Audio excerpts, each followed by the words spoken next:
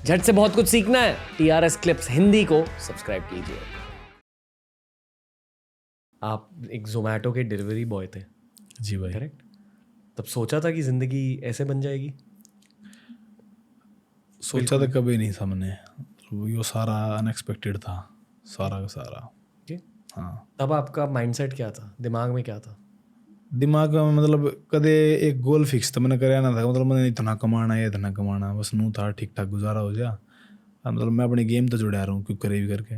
जोमेटो में मतलब इंजरी की वजह तो करनी पड़ गई थी मैंने, उस टाइम पे कुछ और काम कर नहीं पाऊँ था मैं, और इसने रिकवर करनी थी, थोड़ा सा मेडिसिन वगैरह बहुत महंगी थी उस टाइम पे, तो फिर वो काम कर लिया था।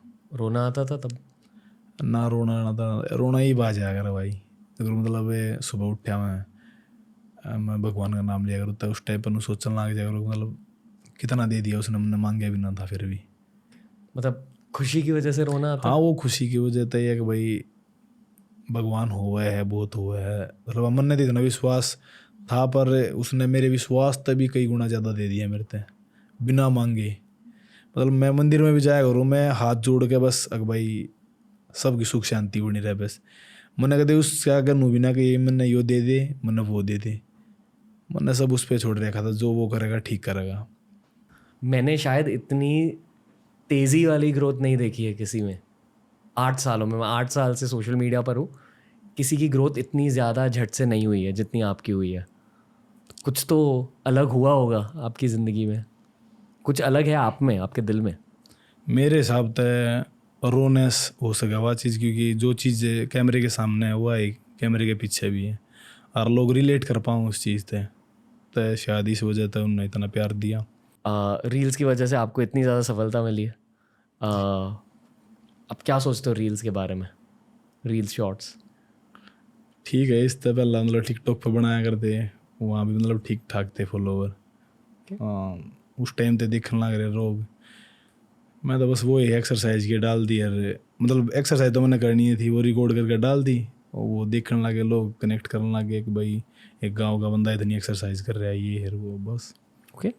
हाँ। इस एक्सरसाइज के बारे में बताइए। आपने कहा कि 13 साल की उम्र से आप एक्सरसाइज कर रहे हो, तो पहले आप अखाड़े वाली एक्सरसाइज करते थे ज़्यादा, नहीं, फिर मतलब कि जिमिंग करी है आपने अच्छे से एकदम मशीन्स के साथ? पहला 2 साल तक मतलब मैंने रनिंग वगैरह पुशअप वगैरह करी थी, फिर उसके बाद मैंने प्रॉपर अखाड़ा कराया है। ओके। फिर अखाड़े में आपने पता होगा, आप गेम कर रहे होता कि मतलब 2 या 3 सेशन वेट ट्रेनिंग की होया करें वीक में, तो वो वेट ट्रेनिंग होती थी, ये क्लीन जर्क होगी, मतलब सारा एक्सप्लोसिव वर्क होया करता वो रेसलिंग के पर्सपेक्टिव से? हाँ, ओके। वो वाला वर्कआउट होया करता ज़्यादातर। अगर हाँ जिम में जाया करते जब वेट ट्रेनिंग करने, तो जो मिल जाया करती मशीन आगे पीछे तो उनने भी कर लिया करते। ओके। हाँ, ओके। पर आपको ज़्यादा अच्छा कौन सा लगता है? मैंने वो लगा एक्सप्लोसिव बढ़िया लगा मैंने, क्लीन एंड कंडीशनल। जर्क, हाँ, कंडीशनल। स्पोर्ट्स स्पेसिफिक ट्रेनिंग हाँ, जिसे कहते हैं। वो बहुत बढ़िया लगा मैंने। ओके। क्योंकि आपको रेसलिंग में उससे फ़ायदे मिलते हैं, इसलिए? हाँ, इसलिए भी यार, मतलब थोड़ा सा माइंड सेट भी ऐसा कि मतलब स्ट्रेंथ, स्टेमिना, इंडोरेंस, इन चीज़ों पर ज़्यादा वर्क करना है, ना कि सिर्फ बॉडी बिल्डिंग। ना कि मसल्स पे बस। पर ऐसी बॉडी बनी कैसे फिर? ये तो भाई आप दंड लगाओगे तब बन जाती है, मतलब जब हाथ रख रख के 1,000 मारोगे ना आप, और मतलब मार दो, डाइट बहुत अच्छी है, दूध की बढ़िया है, घर का सब कुछ, तो वो तो हो जाती है। बहुत सारे बंदा है कि मेरी अकेले की नहीं है हरियाणा में। हमने डाइट की बात करी, स्पिरिचुअलिटी की बात करी, पर स्पेसिफिकली वर्कआउट के बारे में थोड़ा सा बात करते हैं। जैसे वक्त आगे चलते जाएगा आप वर्कआउट बदलोगे? ना, वर्कआउट तो सेम मेरा होगा। ओके। क्योंकि आपने बहुत अलग अलग तरीके ट्राई किए अपनी ज़िंदगी में। हाँ, पर आप जो अभी कह रहे हो कि आप स्प्रिंट करते हो, फिर एक मिक्स स्टाइल वर्कआउट करते हो, थोड़ा सा ट्रेडिशनल थोड़ा सा मॉडर्न, ये आपने कैसे डेवलप किया है, ये एक्सपीरियंस के साथ? वो रेसलिंग में है, वो तो पहला तो है, ओके। तो वो तो उसमें गए मिल रहे हैं। अगर कल ने MMA करूँगा तो उसके हिसाब का वर्कआउट करना पड़ेगा, वो उधर चेंज हो सके, अदरवाइज तो यूँ तो है। ओके, मतलब जो आपका स्पोर्ट है मेनली आप उसके लिए कर रहे हो? हाँ, ओके। तो जो यंग लोग ये पॉडकास्ट सुन रहे हैं जिनको बॉडी बनानी है, मेनली लोगों को बॉडी बनानी होती है, बहुत कम लोग हैं जिनको स्पोर्ट्स खेलने होते हैं, तो जिन लोगों को बॉडी बनानी है आपकी तरह, आप उनको क्या एडवाइस दोगे वर्कआउट रिलेटेड? वर्कआउट रिलेटेड तो ये है मेरे हिसाब तो, मतलब बॉडी तो वो ही है भाई जिसमें स्ट्रेंथ गला स्टेमिना और इंडोरेंस भी हो, खाली मसल्स के पीछे मत भागो। और बॉडी बहुत इजी है, थोड़ा सा पेशेंस चाहिए, क्योंकि पेशेंस ना होने के चक्कर में लोग गलत चीज़ों की तरफ ज़्यादा चले जाएं।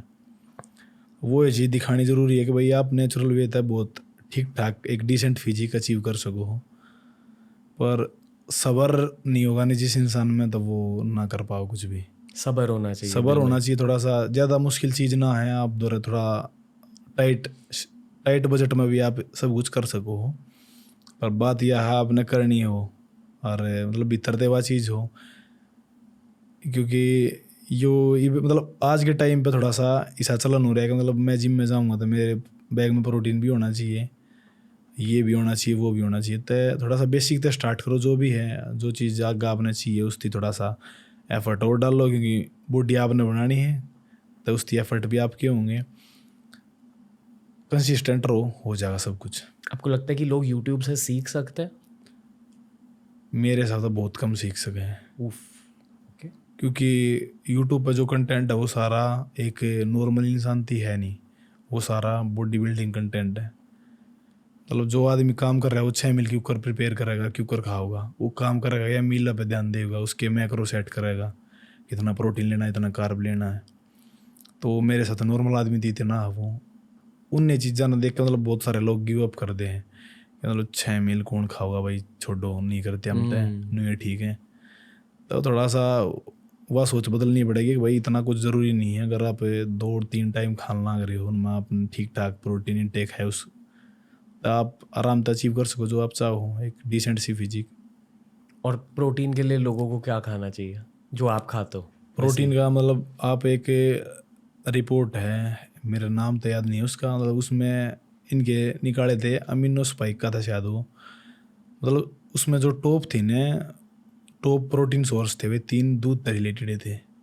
फिर उसके बाद ये अंडे वे ये सब उसके बाद थे। तो मैं तो सब तय मैं नहीं इसमें बोलूँगा कि भाई अगर आप दो रहे घर का दूध है तो वो थिल्ली के तो मैं बोलूँगा ही नहीं, पर जो आपके पास घर का प्योर दूध है तो उसका बेस्ट सोर्स तब प्रोटीन का हो ही नहीं सकता। और एक्सरसाइज रिलेटेड आप ये मानते हो कि हर किसी की बॉडी थोड़ी अलग होती है? हाँ, सबकी बॉडी अलग हो तो है, किसी की बॉडी जो मतलब सपाटे लगाया करो जो घर में, बहुत सारे बंदे हैं जो मतलब मेरे तय कम कंडीशन में है, वे मेरे से ज़्यादा वर्कआउट भी कर सकें और मतलब वे इसी बॉडी ना अचीव कर पा रहे हैं। तो ये तो बॉडी टाइप तो सबकी अलग अलग हुआ, किसी का 50 सपाटा में भी काम हो जाए, किसी का 200 में भी हो जाए, किसी का 2000 में भी ना होता। तो होता सबकी अपनी बॉडी पर डिपेंड करे है, वो खुद आदमी ने अपनी अपने एक्सपीरियंस तो देखनी पड़ेगी, मतलब मेरी बॉडी क्यों कर वर्क करे, कोई दूसरा बंदा ना बता सकता उस चीज़ ने। बेसिकली मेहनत ज़्यादा लगानी है फिर। हाँ, थोड़ा एफर्ट तो ज़्यादा गिरने पड़ेंगे। और कुछ बजट वाले टिप्स हैं आपके? बजट वाले तो यही है, दूध है मेन, अगर दूध मिलन ना करे आपने ठीक ठाक सा तो दूध पियो भाई बस, और ब्रह्मचर्य पालन करोगे तो उससे बेस्ट बात और भी कुछ है। बेहतर है। हाँ आप ये मानते हो कि ब्रह्मचार्य की वजह से आपकी रिकवरी भी अच्छी होती है? हाँ, मतलब एक नज़रिया यो भी है कि भाई आपने 8 घंटे की नींद चाहिए, तो मैं आपके सामने बैठा हूँ 5-6 घंटे मेरा वर्कआउट हुआ करें, पूरे दिन में 5 रोटी और 5-6 घंटे की नींद, तो मैंने तो कोई परफॉर्मेंस में फ़र्क नहीं लग रहा। और मतलब शुगर भी खाए मैंने बहुत सारे दिन हो गए, तो वो चीज़ उससे आवा है, क्योंकि रिकवरी का जो मेन ठीक है हुआ है रेस्ट का भी रोल, पर मेरे साथ तो मेन तो माइंड सेट हो, अगर आपका माइंड नहीं थक रहा ना तो कोई दिक्कत है ही ना। बॉडी तो उसके बाद गिव अप करे, पहला तो माइंड गिव अप करे। आप चीट मील लेते हो? ना चीट मिल, बिल्कुल नहीं, मतलब हर दिन डाइट फॉलो करते ही जाते हो? हाँ वाह, इसे कहते हैं डिसिप्लिन।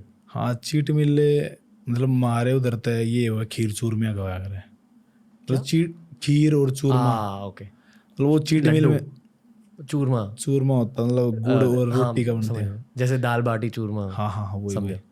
तो मतलब वो सब चीज़ भी इसलिए खाई जाती है घी खाने के लिए, मतलब घी जहाँ गिर गया ना उस चीज़, वो चीट मिल में तो ना आती, पर थोड़ा सा शुगर की वजह है, कैसे काम उसने चीट मिल में। ओके। हाँ, और स्ट्रेचिंग को लेकर कुछ कहना आपको? स्ट्रेचिंग करनी चाहिए, क्योंकि बॉडी ज़्यादा स्टिफ होने लग जाए फिर वर्क में छोड़ देना तो मतलब आप एक्सरसाइज कर रहे हो, पूरी बॉडी स्टिफ है, पूरे आपने मसल फ्लैक्स हो रही हैं, और फिर उसने आप सीधे घर पर चले गए, तो स्ट्रेचिंग तो करनी चाहिए, थोड़ा सा रिलैक्स हो बॉडी, तो वो थोड़ा सा ज़रूरी है, फ्लेक्सिबिलिटी बनी रहो आपकी। फ्लेक्सिबल हो गए थोड़ी सी इंजरी के चांस कम हो जाएंगे। ओके। और कुछ टिप्स है? उम्र कितनी होनी चाहिए स्टार्ट करने के लिए? स्टार्ट करने के लिए उम्र तय देखो, किसी तभी स्टार्ट कर सके हैं, पर जो एक 12-13-14 साल का बच्चा हुआ है, वो उस एज के बालक ने मतलब कोई डाइट फॉलो करने की जरूरत है को नहीं। अगर वो उस पेट भर का रोटी खा रहा है ना, वो 18 साल थी वो एक्सरसाइज करना, तो वो बहुत डिसेंट फिजिक बना लेगा, क्योंकि मैंने खुद एक्सपीरियंस कर रखी है चीज़।